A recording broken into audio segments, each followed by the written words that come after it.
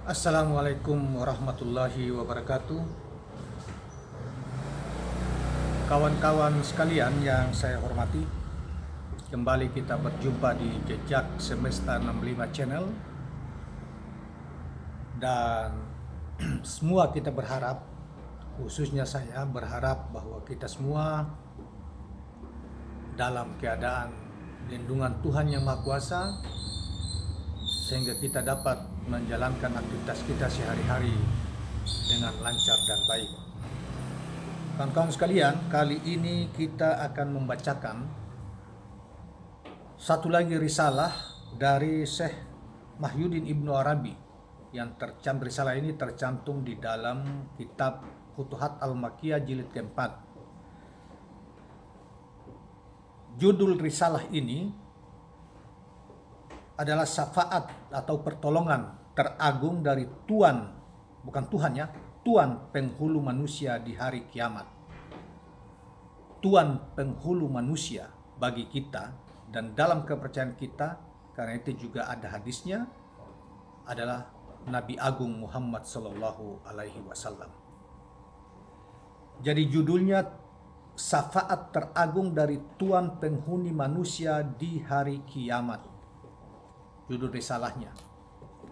Baiklah kawan-kawan sekalian, kita langsung bacakan penjelasan beliau, maksudnya penjelasan dari Syekh Ibnu Arabi itu.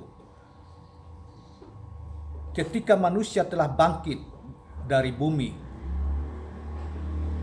dan saya ulangi, ketika manusia telah bangkit dan bumi diratakan, langit terbelah, bintang-bintang berjatuhan, matahari tergulung dan bulan kehilangan cahayanya. Binatang-binatang liar dikumpulkan, lautan meluap, jiwa-jiwa dipertemukan dengan badan-badannya. Dan para malaikat turun di wilayah-wilayah mereka, yakni penjuru-penjuru langit. Kemudian Tuhan kita turun dalam naungan awan, seperti yang tercantum dalam Al-Quran surat Al-Baqarah ayat 210.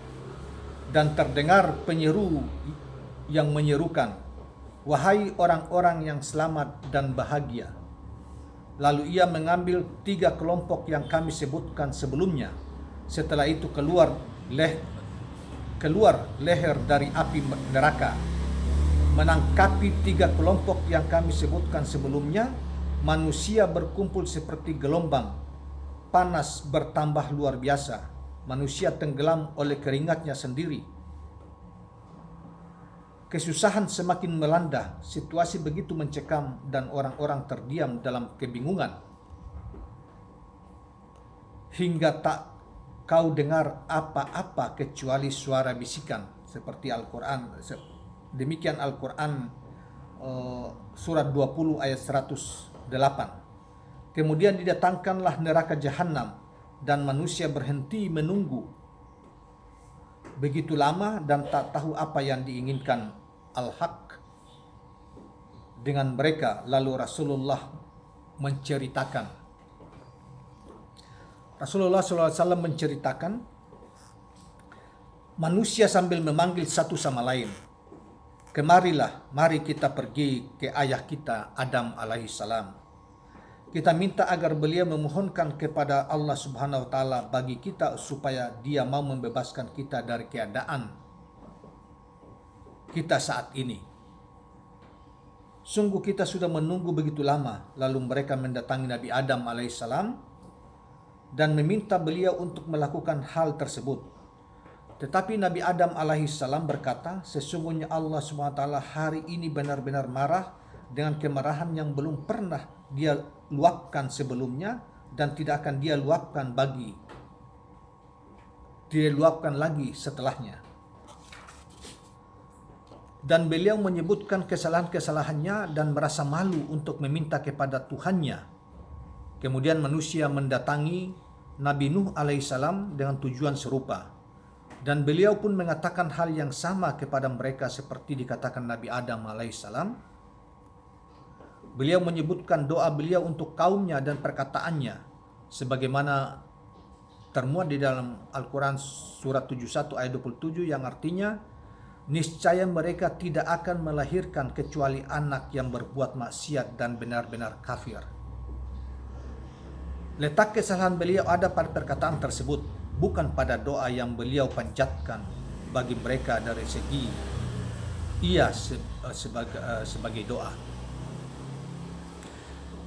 Kemudian manusia mendatangi Nabi Ibrahim alaihissalam dengan permintaan yang sama, namun beliau juga mengatakan hal serupa kepada mereka seperti dua nabi sebelumnya. Beliau mengatakan seperti mereka berdua dan menyebutkan 3 kebohongan beliau. Lalu manusia mendatangi Nabi Musa dan Nabi Isa alaihissalam dan mengatakan pada keduanya seperti yang mereka katakan kepada Nabi Adam alaihissalam. Tetapi jawaban para rasul tersebut juga sama seperti jawaban Nabi Adam alaihissalam. Setelah itu barulah mereka mendatangi Nabi Muhammad SAW. Beliau adalah Tuhan bagi seluruh umat manusia di hari kiamat. Saya ulangi, bahwa Nabi Muhammad SAW adalah Tuhan bagi seluruh umat manusia di hari kiamat. Mereka meminta kepada beliau hal yang sama seperti yang mereka minta kepada nabi-nabi sebelumnya. Semoga keselamatan terlimpah pada atas mereka. Lalu Nabi Muhammad SAW berkata, akulah yang layak, orang yang layak untuk itu. Itulah makam terpuji atau makam al-mahmudah. Makam terpuji atau makam al-mahmudah yang dijanjikan Allah Subhanahu wa taala kepada beliau di hari kiamat. Lalu beliau datang menghampiri Allah Subhanahu wa taala dan bersujud ke hadiratnya serta memujinya dengan pujian-pujian yang Allah ilhamkan kepada beliau pada saat itu dan belum beliau ketahui sebelumnya. Kemudian beliau meminta syafaat kepada Tuhannya agar sudi membukakan pintu syafaat untuk para makhluk. Dan bahwa syafaat artinya kita terjemahkan dalam bahasa Indonesia adalah ampunan, permaafan yang tak tahu ampunan teragung. Maka Allah Subhanahu wa taala membukakan pintu tersebut dan mengizinkan para malaikat, rasul, nabi dan orang-orang mukmin untuk memberi syafaat atau ampunan. Berdasarkan hal tersebut, Rasulullah SAW menjadi tuan bagi umat manusia di hari kiamat. Karena beliaulah yang memintakan syafaat kepada Allah Subhanahu wa taala agar para malaikat dan rasul bisa memberi syafaat. Meskipun demikian, Rasulullah SAW tetap menjaga adab atau tata krama dengan bersabda, aku adalah tuan umat manusia, dan tidak mengatakan Tuhan para makhluk. Padahal malaikat termasuk di dalamnya karena kekuasaan beliau memanifestasi di hari itu pada semua makhluk.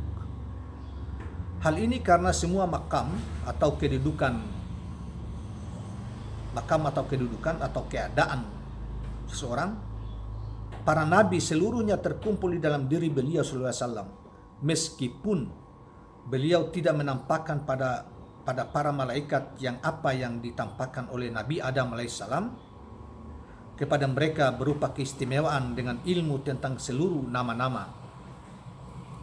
Tetapi di hari itu semua makhluk membutuhkan beliau, baik para malaikat maupun umat manusia dari Nabi Adam alaihissalam dan yang berada di bawahnya, untuk membukakan pintu pengampunan, pintu permaafan yang agung atau pengampunan yang agung atau dengan istilah syafaat, serta memperlihatkan pangkat kedudukan beliau yang terhormat di sisi Allah Subhanahu wa taala yang tadi kita sebut sebagai makam al-mahmudah atau kedudukan kemuliaan.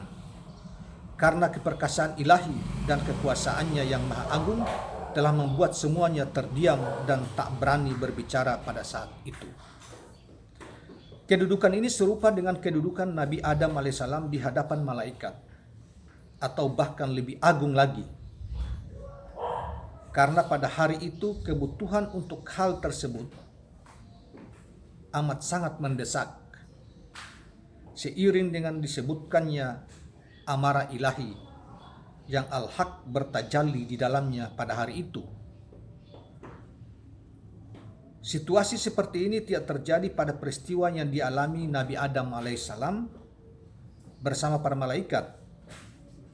Semua itu menunjukkan betapa agungnya derajat Rasulullah Shallallahu Alaihi Wasallam, karena meskipun pada saat itu terdapat sifat amarah ilahi, beliau tetap berani maju untuk bermunajat ke hadiratnya, Tuhannya, memohon apa yang diminta oleh umat manusia kepada beliau. Kawan-kawan sekalian, demikianlah penjelasan Imam Al-Imam Ibnu Arabi tentang tema ini, tentang kedudukan Rasulullah di hari kiamat dan pemberian syafaat, permohonan syafaat kepada Allah, dan Allah mengabulkan apa yang diminta oleh Rasulullah, sehingga memiliki kedudukan yang amat tinggi dan agung di sisi Tuhan pada hari itu, pada hari kebangkitan atau hari kiamat itu. Kawan-kawan sekalian, mudah-mudahan kita mendapat tambahan pengetahuan dari penjelasan ini dan semakin memperkuat keimanan kita atau kepercayaan kita kepada Sang Pencipta dan Sang Rasul Agung Muhammad SAW yang telah menyampaikan apa-apa melalui Al-Quran maupun hadis yang kemudian kita percaya, yakini, imani, dan menjadi jalan keselamatan untuk kehidupan dunia maupun di akhirat kelak bagi setiap mereka yang percaya dan mengikutinya. Terima kasih kawan-kawan sekalian, dan jangan lupa subscribe, share, dan like channel ini. Assalamualaikum warahmatullahi wabarakatuh.